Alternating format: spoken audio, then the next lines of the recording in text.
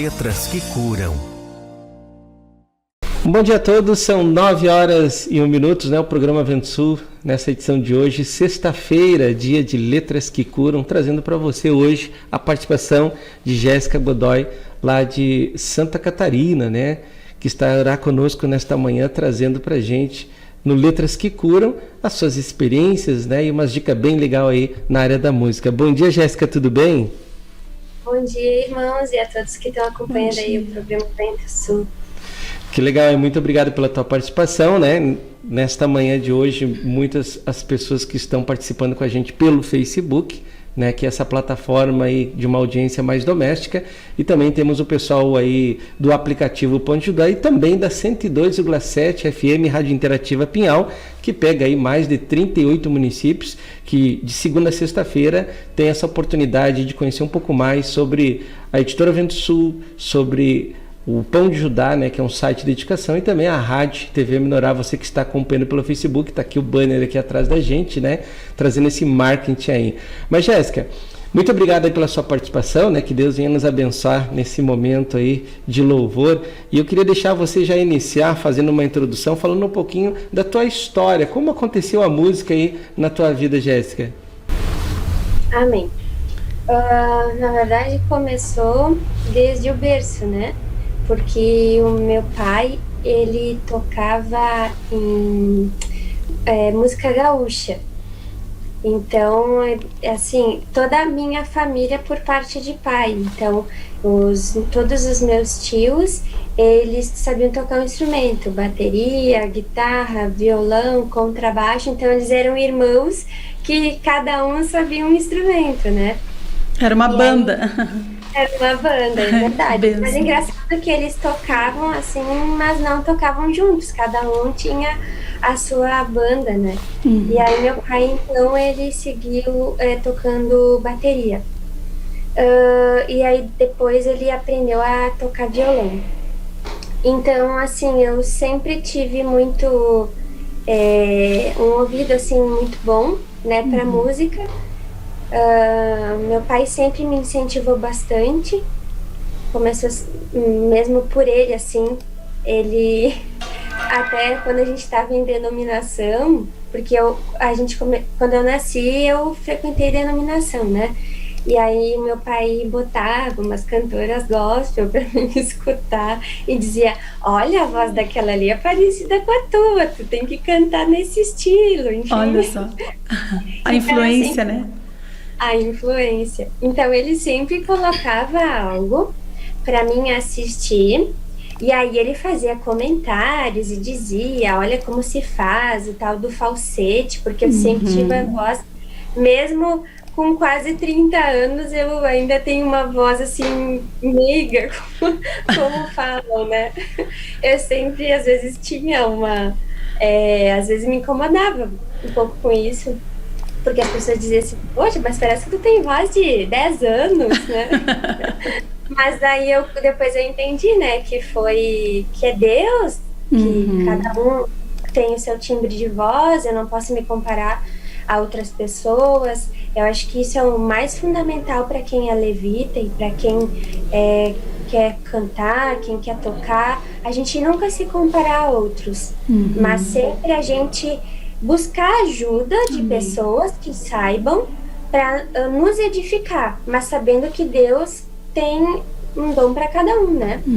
Então começou assim. Então meu pai me incentivava bastante. Quando a gente estava numa denominação com 6 anos de idade, ele começou a pagar um professor na igreja mesmo para me dar aula de teclado.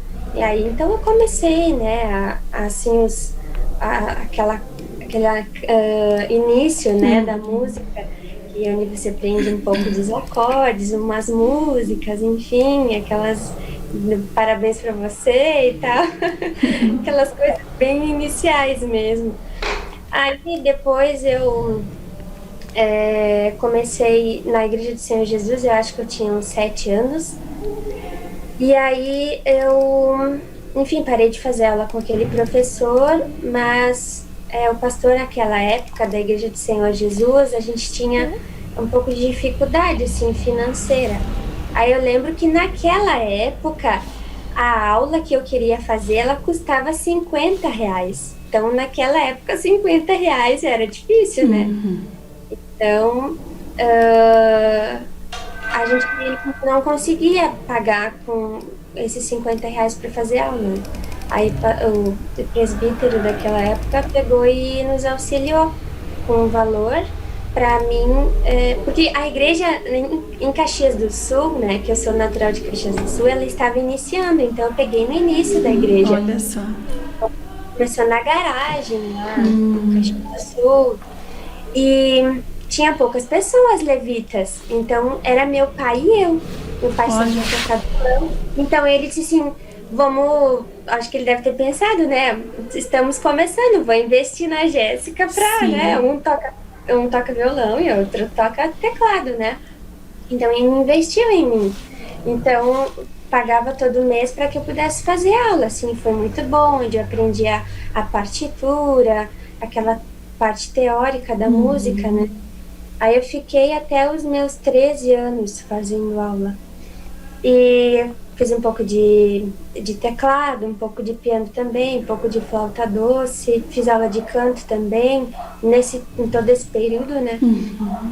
Mas eu lembro que o meu pai, ele pegava muito no meu pé. Assim, quando tu faz aula, tu precisa, eu tinha que levar, assim, exemplo, a parte da teoria, eu tinha meu caderno, onde eu tinha que fazer as anotações, estudar a partitura, tinha algumas coisas bem complicadinhas, né? Então, não gostava, aquilo me incomodava, e aí tu tocar também o teclado com partitura também não é uma coisa que tu toca uma coisa com a clave de sol com a mão direita e a clave de fá tu toca com a mão esquerda. Muito complicado. É bem complicado. Então, se eu não ensaiasse todo dia um pouco, eu chegava na outra aula, eu tinha que levar a mesma coisa que eu levei para ensaiar em casa, eu tinha que repetir até eu levar pronto. E eu lembro que meu pai era melancólico, né? E o meu pai, ele puxava muito, pegava muito no meu pé. Ele era de ensaiar assim 2 horas sem parar, muito perfeccionista. E vamos. Ai, às vezes eu tava na metade, assim, eu não aguento mais ensaiar. Pelo amor de Deus. Ai, eu chorava. Eu não quero mais, meu Deus. Né? Só Jesus. Por favor, Mas não, ele sempre me incentivou, ele sempre estava no meu pé, me esforçando, né? Então, sempre foi assim, né? E assim, até lembro que depois, acho que com 10 anos, então, eu sabia o caminho da minha casa até a aula da professora, né? Aí eu comecei a ir de ônibus toda semana sozinha, né? Daí eu não precisei mais da ajuda da mãe, que ia sempre comigo. Então, toda semana eu tinha que, né, ter aquele compromisso de ir para aula e depois chegar em casa e mostrar tudo que eu aprendi, né? Mas é um período bem delicado, onde a gente precisa se esforçar bastante. Jéssica, fala para nós assim alguma experiência que tu teve na área da música. Hoje a gente já sabe, a gente conhece você um pouco da tua história. Você é casada, né? Tem uma filhinha e a música sempre é presente na nossa vida em momentos de alegria, em momentos de euforia, mas também em momentos difíceis, né? Às vezes enfrentando uma dificuldade na área de relacionamentos, na área financeira ou até mesmo na saúde, né? E aí a música às vezes naquele momento é muito importante. Eu queria que, se você lembra de alguma experiência na área da música nesses momentos aí, Jéssica. Ai, amém. Primeiro, assim, eu queria compartilhar algo que, quando o irmão perguntou, já me veio à mente. Como eu comecei, assim, muito nova, durante a nossa caminhada, às vezes, com Deus, a gente perde a essência da adoração e a gente perde aquela simplicidade no louvor, né? E eu lembro que tinha um irmão na igreja, então isso ele compartilhou comigo, isso faz muitos anos atrás, ainda quando eu morava em Caxias, não era nem casado, enfim. Aí ele compartilhou que ele foi até a igreja, era a primeira vez dele que ele estava na igreja, e ele disse que ouviu o louvor, né, quando estava ministrando, e aí ele disse que só quis voltar para a igreja por causa do louvor. Mas não é por causa que eu estava tocando, mas foi algo que me marcou muito. Que quando às vezes a gente quer, né, perder o foco da simplicidade, porque eu era uma criança, eu tinha o quê? Uns 13 anos. Então, isso foi a maior experiência que eu já tive, de ele me compartilhar isso, né? E dizer assim, olha, eu só voltei porque o louvor me chamou a atenção, e era aquele louvor. Subirei o Monte Moriá. Olha só. Entregar tudo a ti, Senhor, né? Que é a experiência que Abraão teve com Isaac, né? Então, essa foi a experiência mais marcante que eu tive, de onde o irmão compartilhou isso, que só ficou na igreja por causa disso, né? Então, não porque é eu, enfim, mas da mesma forma como pessoas ficam na igreja por causa da pregação da cruz, ou porque ouviram um testemunho, viram que Jesus tem poder para libertar e curar, o louvor também tem essa unção de Sim. fazer na vida das pessoas, né? De fazer elas permanecerem. Porque é muito importante, o louvor inicia tudo, né? Verdade. E falando sobre essa importância aí, né, da música, eu creio assim que a palavra de Deus, a música, o testemunho tem um lugar especial, né, no coração das pessoas, e todos esses itens aí Deus usa como instrumento para atrair ou para fazer a pessoa permanecer ou para a pessoa fazer uma breve reflexão sobre a sua condição espiritual. E eu queria que você continuasse falando um pouquinho também sobre esses materiais, né? Nós temos aí algumas dicas bem legais da Editora Vento Sul, que hoje nós temos disponível, né?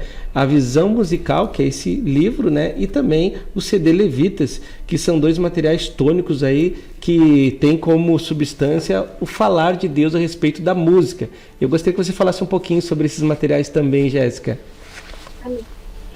Como eu disse, eu sempre fui muito incentivada assim, pelo meu pai, né? Por estar sempre ensaiando e perseverando no louvor.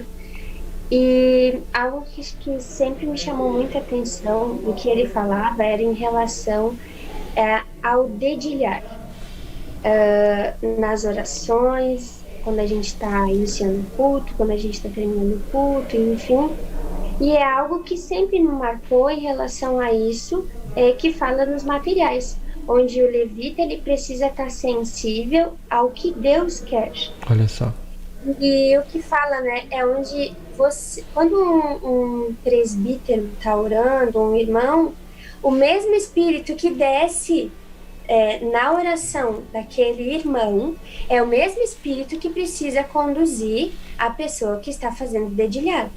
Então, é uma das coisas que me chamou a atenção no material. E uma das coisas também que me chamou a atenção é de uma oração que tem no livro, onde ele fala que sempre nós precisamos orar e pedir, entregar aquele momento a Deus e pedir que Deus conduza todas as coisas, né? Então é o que sempre me marcou, né? De esse mesmo Espírito que age na oração, ele também precisa estar em comunhão aquele que dedica. Então, naquele momento, eles são um só. Eles precisam estar em comunhão para que Deus consiga dirigir naquele momento, né? Todas as coisas. Então, assim, eu compartilho isso, que é algo que mais, assim, me marca em relação a esses materiais, porque é onde Deus me usa. Sim. Porque eu vou na igreja, vem aqui que tu vai iniciar o culto aqui, né, tocando teclado e ministrando aí. Então, eu preciso estar sensível ao Espírito. Às vezes o irmão, né, começa uma oração em quinta, já clamando a presença do Senhor e fogo do céu. Então a gente precisa estar atento a essas coisas. E às vezes Deus quer que a gente silencie. Às vezes o ambiente precisa de muita confissão de pecado. Então o louvor precisa usar umas notas bem graves para tocar no íntimo dessas pessoas e dizer: vocês precisam se movimentarem, começarem a invocar o nome do Senhor, clamarem a presença de Deus porque senão, sem ele no culto não vai ter, né, eficácia verdade. nenhuma. E é onde eu mais aprendi em relação ao dedilhado foi o período que eu passei em Cachoeira, onde naquele momento eu participei de alguns momentos da oração, onde naquele momento eu precisava clamar ao Senhor e dizer: Senhor, tem sons e tem notas musicais, então qual som tu quer e quais as notas musicais que tu também quer, né? E o famoso som strings que tem no teclado é o melhor para oração, né? É gostoso de ouvir. Aquela sustentação, assim, né? Então, tudo são detalhes que fazem, assim, ó, muita eficácia na hora da produção da mensagem do louvor. Verdade. Jéssica, nós vamos já finalizando o primeiro bloco, né? E eu gostaria de finalizar, então, com um cântico aí. Fica à vontade, Jéssica. Vamos fazer aqui. O nome do louvor, então, é Teu Marido é o Senhor, onde nós somos a esposa, né? Tanto homens como mulheres. Porque o teu Criador é o teu marido, o Senhor dos exércitos é o seu nome, e o Santo de Israel é o teu Redentor. Ele é chamado Deus de toda a terra, ele é chamado Deus de toda a terra. Porque o teu Criador é o teu marido, o Senhor dos exércitos é o seu nome, e o Santo de Israel é o teu Redentor. Ele é chamado Deus de toda a terra, ele é chamado Deus de toda a terra. Por breve momento te deixei, mas com grandes misericórdias torno a acolher-te. Escondi minha face de ti, mas com misericórdia eterna me compadeço de ti. Prepara-te, Israel, pra te encontrares com Deus. Buscai ao Senhor e vivei. Buscai o bem e não o mal, porque assim ao teu Deus agradará. Prepara-te, Israel, pra te encontrares com Deus. Buscai ao Senhor e vivei. Buscai o bem e não o mal, porque assim ao teu Deus agradará. Porque o teu Criador é o teu marido, o Senhor dos exércitos é o seu nome.